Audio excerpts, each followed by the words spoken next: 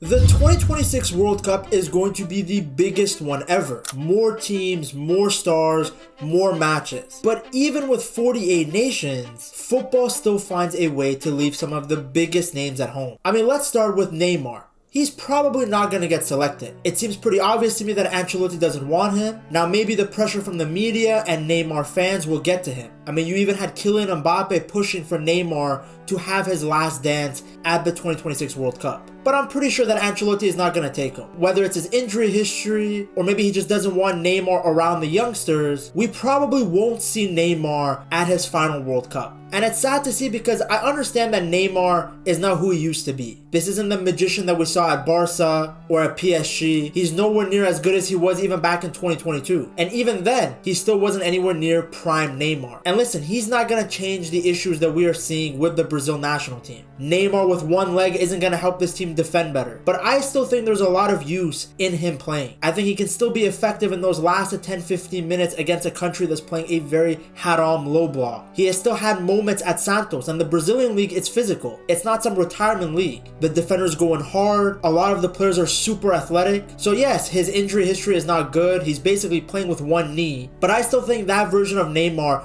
could be beneficial to the team. Because I understand that a lot of people don't like Neymar personally, and there's a lot of anti-Neymar takes, but many of them don't make sense because it's not like this team looks better without him. I was thinking that maybe at worst case scenario, it's just good to have him in the locker room around those guys because many of the Brazilian players grew up idolizing this guy. Players like Estevão, Vini. But on the other hand, maybe Ancelotti doesn't want Neymar near these youngsters because he thinks he's going to take them to Miami or something and party with them. I don't know. Either way, we're probably not going to see Neymar for his last dance. Now, sticking with the theme of Brazil, the other player that we are not going to be seeing at the World Cup is Rodrigo. It's very unfortunate when players pick up a major injury during the season right before a World Cup or any sort of major tournament. Rodrigo was just picking up some form with Real Madrid and then he gets injured. And it's sad for Brazil because this is another star that they could have thrown onto the pitch to help them create a moment of magic. Because you can question Rodrigo's consistency over an entire season, but you cannot question that on any given night in a big match, he can turn things around all by himself. We've seen him do it time and time again in the Champions League for Real Madrid. So for Brazil, he would have been excellent. Whether he was coming in as a sub on the left or starting on the right or playing through the middle, there is no doubt that Rodrigo would have helped Brazil. Because again, domestic form and consistency kind of gets thrown out the window in international tournaments. You just need your players to show up on that day. And Rodrigo is one of those guys that if he's on it,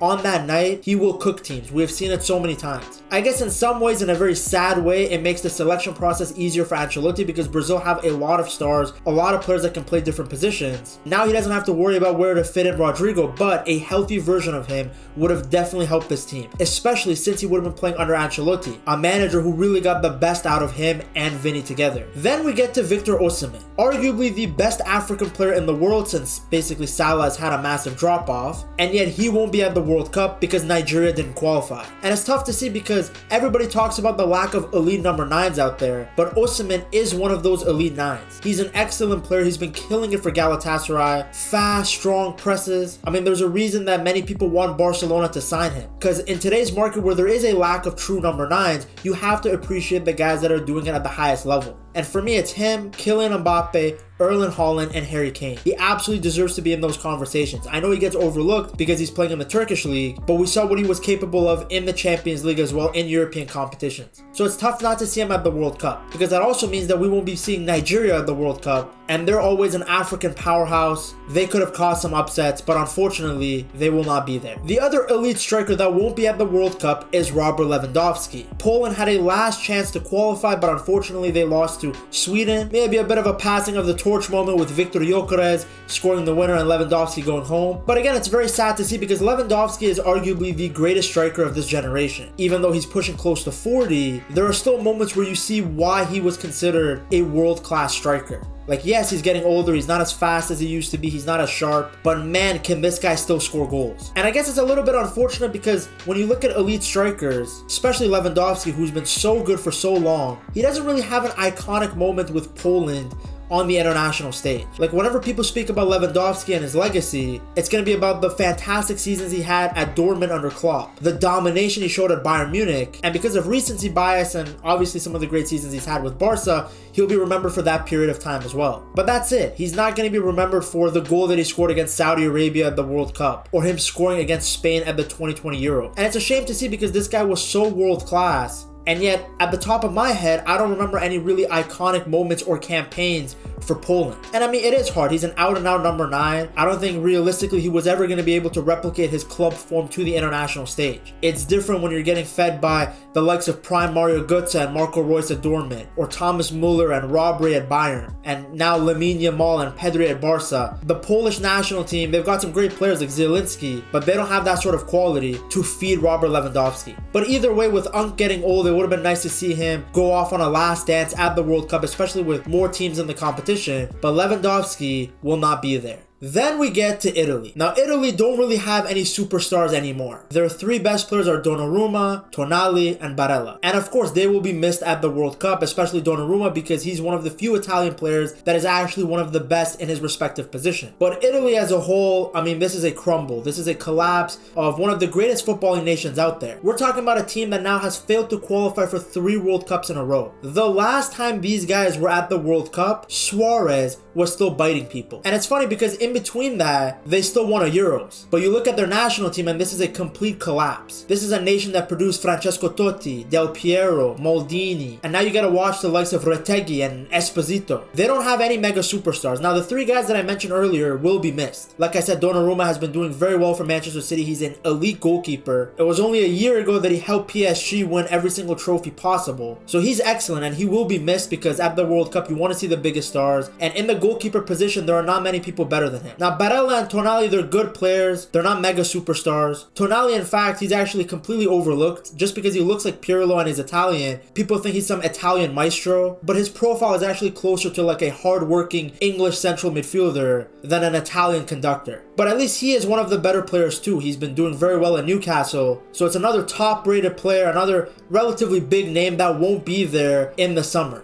But Italy as a whole, it's been a complete collapse. No longer the great nation they were. And I mean, respect to Bosnia because they completely outplayed them in that last game. But wow, 3 World Cups in a row. And this one had even more teams than ever. And the Italians, the lasagna lovers, still cannot make it back to the World Cup stage. Another big European nation that has a lot of great players who won't be at the World Cup is Denmark. So that's right, no Rasmus Højlund, no Christian Eriksen. And Højlund, I understand that he's not a mega superstar or even really maybe a star, but he's a good striker. He's somebody that you would like to watch at the World Cup because of his speed, his strength. He's an entertaining player to see, and of course he can get goals. He's rejuvenated his form and his confidence at Napoli, and of course it's no surprise when people leave Manchester United, they tend to get better. Now keep in mind, I don't want to completely disrespect United because one big thing that happens with them is whenever players do leave, they do get better, but that's mainly because people pay less attention to them. He's had some great moments with Napoli, which are always shared around, always talked about, but when he has a bad performance, nobody talks about it because not that many people are watching Serie A. But either way, I think Højlund would have been a very entertaining player to watch, especially with this rejuvenated confidence, but he won't be there. Same thing for Christian Eriksen. Now, of course, I'm a huge fan of Eriksen, not just because he's a wonderful footballer. Thanks to FIFA and career mode, I've known about Eriksen since like 2010, 2011. That scoop turn he did at Ajax, his great years at Spurs, I've always known about this guy. So the fact that he's still playing at an elite level, despite going through literal cardiac arrest, I'm always going to be a Christian Eriksen fan. I'm always going to support him. Unfortunately, he won't be at the World Cup,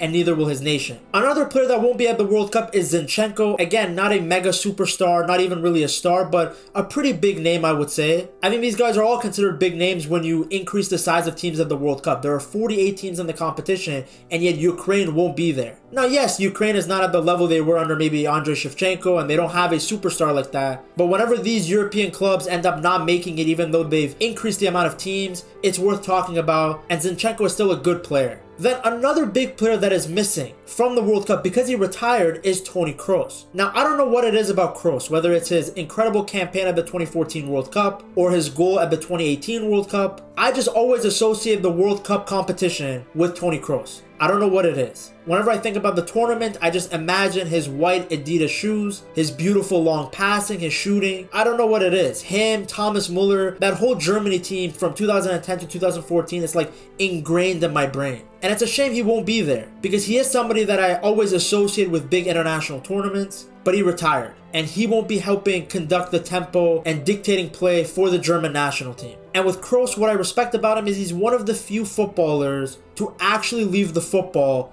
before it left him. Now, two players that won't be at the World Cup either are Onana and Mbeumo. Unfortunately, Cameroon did not qualify, and it's a shame because I would have loved to see Onana memes on the biggest stage. I'm just joking around. I'm sure Onana for his country would have put up some good performances. Like I said before, people tend to play better when they're away from Manchester United, so he might have been rejuvenated. But Mbeumo, I think, is a big miss considering how good he has been for Manchester United ever since arriving. I've mocked United all video, but Mbeumo is one of the rare players to have actually arrived at United with big expectations, a big fee, and he didn't forget his ability to play football. He's been excellent. And again, a very entertaining player to watch. Fast, really good in front of goal. It would have been nice to see Mbeumo on the big stage, but unfortunately, he will not be there. A couple of other players that I wanted to mention, one of them is Alexis Sanchez. Now, I know this guy is well past his prime. When you watch him play for Sevilla, you are not watching the Alexis Sanchez that I watched at Arsenal or at Barcelona or even at Udinese. He is done. But the fact that Chile can't even qualify for the World Cup anymore is very sad to see. These guys were one of my biggest enemies because I was a Messi supporter, and Messi during his peak time trying to help Argentina kept running into this Chile super team. They had prime Alexis Sanchez, prime Arturo Vidal, prime Gary Medel, prime Claudio Bravo, and of course they dominated Messi. They won multiple Copa Americas on his head. So a part of me is happy that these guys are failing for all the misery that they gave me from 2014 to 2016, but it's also sad to see because Chile had a golden generation. They've been a very dominant South American team, and now not only is their golden generation completely gone with Sanchez not being there and of course Vidal retired years ago, they're just not the team that they used to be. And I always like to see South American teams doing good because I think the European teams and European fans have this level of arrogance about them that their continent produces the best teams. So Chile's intensity and passion would have been great to see at the World Cup, but these guys are going through their own rebuild. Just a couple of other names I forgot to mention. On top of Osimhen, Lookman will also be missing out because Nigeria are missing out. Lookman's been phenomenal for Atletico Madrid ever since joining them in January, so I do think it's a bit of a shame that he won't be there. Then I forgot to talk about Hungary. Because they won't be at the World Cup, that means we won't be able to see Dominik Szoboszlai or Milos Kerkez. For Szoboszlai especially, it's a shame because he's been one of the best performers in the Premier League. Even with the ups and downs that Liverpool have had as a team, Szoboszlai has been fantastic. At times, it's literally been a one-man army. And when we look back at the best goals from the 2025-2026 season, Szoboszlai will have a lot of those goals. Unfortunately, we won't see any of it at the World Cup. Then you also have Slovenia who won't be at the World Cup, which means no Jan Oblak and no Šeško. And similar to the points that I made about Mbeumo, the same things can be applied to Šeško. He had a slow start at Manchester United but really picked up form once he got more healthy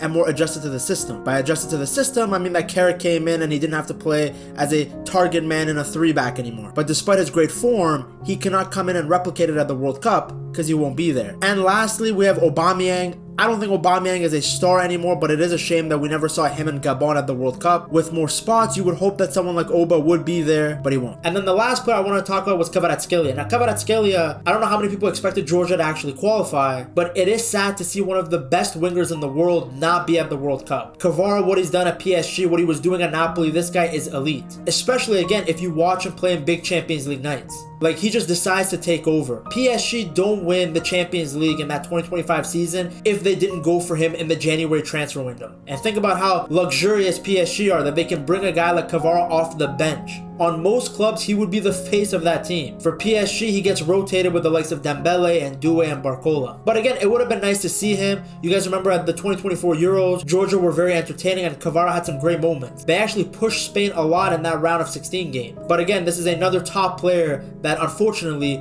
we won't be seeing at the World Cup. Now, while there's a lot of players that will not be seen at the World Cup, there are many new rules that will be seen at the World Cup. To see the 7 new rules that FIFA have implemented in order to make the competition better, you have to watch this video right here.